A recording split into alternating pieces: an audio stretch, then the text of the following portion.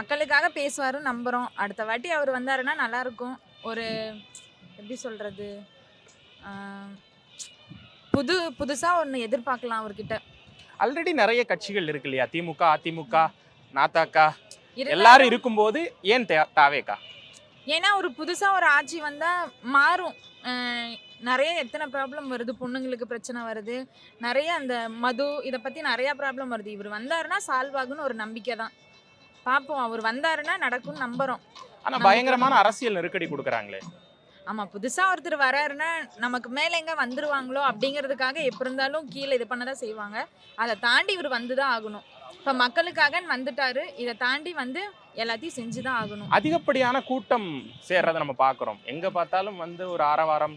விஜய் அவர்களுடைய அரசியல் பொதுக்கூட்டத்துக்கும் அந்த கூட்டத்துக்குன்னு ஒரு பிராண்ட் ஆயிடுச்சு. ஆனா கூட்டம் கூடுது, அதெல்லாம் ஓட்டா மாறாதுன்றாங்களே. அது எப்படி ஓட்டா மாறும்? கண்டிப்பா மாறும்.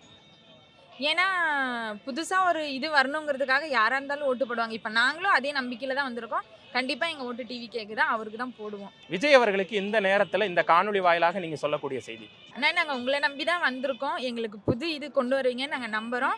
உங்களுக்கு நாங்க சப்போர்ட்டா இருப்போம். எதுவும் நீங்க அ அவங்க இடைஞ்சலா இருக்காங்க, இவங்க இடைஞ்சலா இருக்காங்கன்னு நெனைக்காதீங்க. நாங்க இருக்கோம். உங்கள நாங்க ஜெயிக்க வைப்போம். அடுத்தது நம்ம ஆட்சி தானா. விஜய் அவர்களுடைய கடைசி படமாக ஜனநாயகன் விரைவில் வெளியே வர இருக்குது. உங்களுடைய எதிர்பார்ப்பு எப்படி? கொஞ்சம் மனசு வேதனையா தான் இருக்கு. அவர் படம் இனிமே பார்க்க முடியாதுன்னு கஷ்டமா இருக்கு. இருந்தாலும் நமக்காக வந்திருக்காரு. அத இது பண்ணி தான் ஆகணும். இனிமே அரசியல் தான். ஆமா.